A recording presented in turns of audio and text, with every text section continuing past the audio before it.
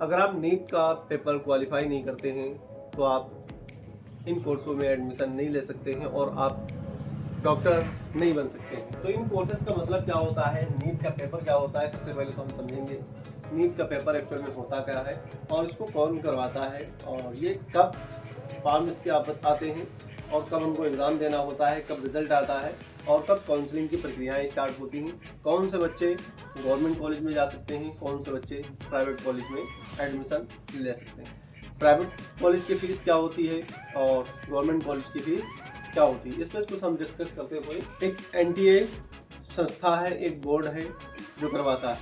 NTA के द्वारा conduct किया जाता है और 2024, 2025 और 2026 का लगभग एनटीए द्वारा ही ये पेपर कंडक्ट कराया जाएगा। एनटीए एक संस्था है जिसके द्वारा ये पेपर कंडक्ट कराया जाता है और हर साल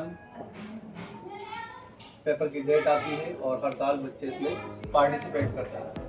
ये paper Hindi medium, English medium और अदर 22 भाषाओं में ये पेपर कंडक्ट करवाते हैं। हिंदी वाले हिंदी और इंग्लिश दोनों में आता है और जो इंग्लिश मीडियम के होते हैं वो इंग्लिश मीडियम वाले जो होते हैं उनका सिर्फ इंग्लिश में ही पेपर आता है। ये पेपर 180 क्वेश्चंस का होता है। ये पेपर 180 क्वेश्चंस का होता है और प्रति क्वेश्चन 4 नंबर का होता है। प्रति क्वेश्चन 4 नंबर का होता है। इस हिसाब से एक क्वेश्चन के नंबर कितने होते हैं 4, इस हिसाब से 70 to 100 नंबर का ये एक पेपर करवाया था। इसमें कुछ बच्चे, जैसे इसकी बात करेंगे हम क्वालिफाइंग मार्क की, क्वालिफाइंग मार्क्स कितने होते हैं जनरल के और अदर के। जनरल के होते हैं 2000 में, 24 में और 2025 में और 2026 के बारे में हम बात कर लेते हैं थोड़ा सा जल्दी से। तो इसमें 126 थे, 162 क्वालिफाइंग नंबर जनरल के थे और इनके लगभग 40 मान लेते हैं 140 के करीब थे और 25 में 144 और इनके मान लेते हैं 150 नंबर क्वालिफाइंग मार्क। इस बार लगभग 150 जनरल के जा सकते हैं और 120 अदर के जा सकते हैं, जैसे ओबीसी, एससी, एसटी और जो कैंडिडेट होते हैं उनके नंबर जा सकते हैं। ये क्वालिफाइंग मार्क होते हैं। जब आप क्वालिफाइंग मार्क यानी कि क्वालिफाई हो जाते हैं नीट के एग्ज़ाम में तो आप भारत के अंदर एडमिशन ले सकते हैं किसी प्राइवेट कॉलेज में या कहीं जाकर के विदेश में, फॉरेन में भी जाकर के एडमिशन ले सकते हैं।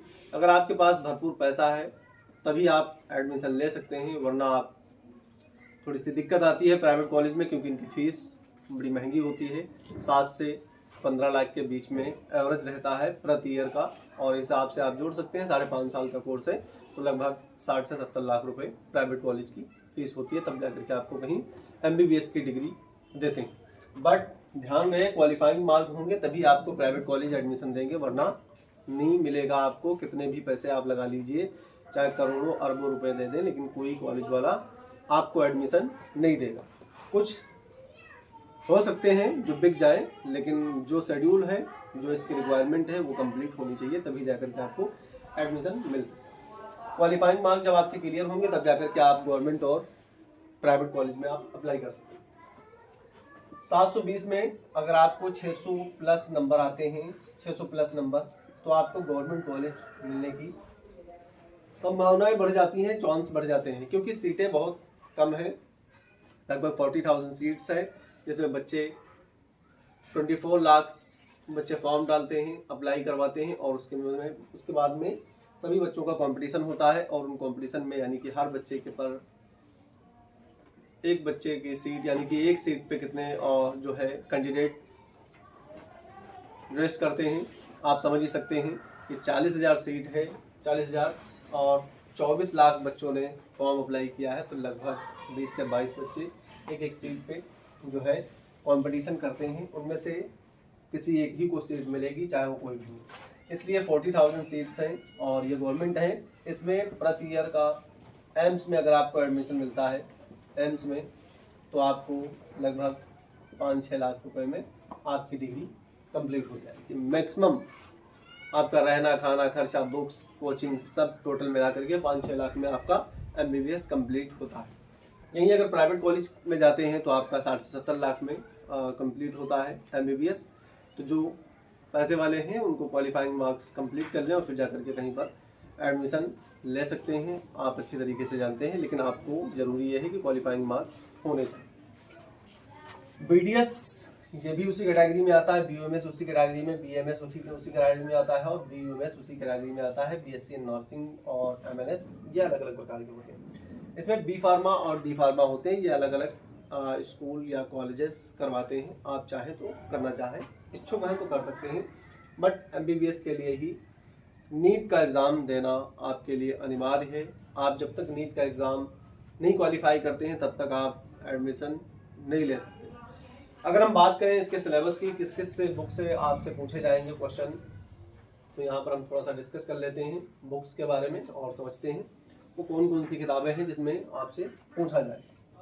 तो NCERT तो इसका बहुत ही इम्पोर्टेंट रोल है। NCERT सच में 80 से 95% तक क्वेश्चन इसी से पूछे जाते हैं। 80 से लेकर के 95% तक क्वेश्चन किससे पूछे जाते हैं, NCERT से ही पूछे जाते हैं। अदर सब्जेक्ट से बहुत कम क्वेश्चन आते हैं, 10% मान लेते हैं अदर बुक से क्वेश्चन पूछे जाते हैं। इसमें क्या होता है, इसमें फिजिक्स से क्वेश्चन पूछे जाते हैं और वो फिजिक्स कैसी होगी, क्लास 11th और क्लास 12th की फिजिक्स होगी। दूसरे नंबर पे अगर हम बात करें तो केमिस्ट्री से क्वेश्चन पूछे जाते हैं। केमिस्ट्री से क्लास 11th और क्लास 12th से क्वेश्चन पूछे जाएंगे। थर्ड नंबर की अगर हम बात करते हैं तो जूलॉजी, इसके अंदर बॉटनी भी है, यानी कि बायोलॉजी की बात करें, जूलॉजी नहीं बायो की बात करते हैं। बायोलॉजी क्लास 11th और क्लास 12th इससे क्वेश्चन पूछे जाते हैं। हर एक सब्जेक्ट से बायोलॉजी से 90 क्वेश्चन पूछे जाएंगे, केमिस्ट्री से 45 क्वेश्चन पूछे जाएंगे और फिजिक्स से 45 क्वेश्चन पूछे जाएंगे। ये टोटल मिलाकर के 180 क्वेश्चन बनते हैं। 180 क्वेश्चन जो आप हमने डिस्कस कर लिया है, और प्रत्येक क्वेश्चन कितने नंबर का होगा, 4 नंबर का क्वेश्चन होगा। इस हिसाब से 180 इंटू 4, तो 4 720 नंबर का पेपर पूछा जाएगा, जिसमें आपके अगर आप देखें पिछला रिकॉर्ड था करके, यानी कि 2025 का, तो 6+ वाले जो थे इस बार टॉप कर गए, क्योंकि इस बार फिजिक्स और केमिस्ट्री थोड़ा सा टफ पेपर पूछा गया था। और अगर मॉडरेट क्वेश्चन आता है तो आपकी हाई रैंक हो जाती है, यानी कि इजी पेपर अगर आएगा तो रैंक हाई हो जाएगी, क्योंकि सब तो क्वेश्चन कर लेंगे। अगर आपका टफ आता है तो रैंक कम हो जाएगी और कम पे हाई आपको जो है गवर्नमेंट कॉलेज मिलने के चांसेस बढ़ जाते हैं। तो इसमें क्या होता है, गवर्नमेंट कॉलेज ज़्यादा मुख्य रहता है। प्राइवेट कॉलेज में इतनी जल्दी एडमिशन नहीं ले पाते हैं बच्चे और उनको दिक्कतें आती हैं। अगर आप तैयारी कर रहे हैं, इस बार आप पहली बार 2026 का एग्ज़ाम लिखने जा रहे हैं, यानी नीट का एग्ज़ाम लिखने जा रहे हैं, तो आप निडर होकर के तैयारी में जुट जाएं अपनी और लगन से मेहनत करें। एक एक सब्जेक्ट को कवर करते हुए चलें और रिवीजन बार बार करें, ठीक है।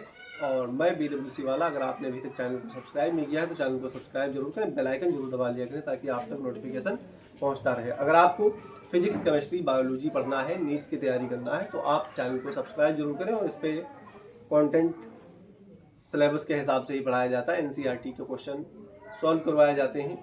आप जाकर के जरूर एक बार देखें। मिलता हूँ नेक्स्ट वीडियो में। All the best.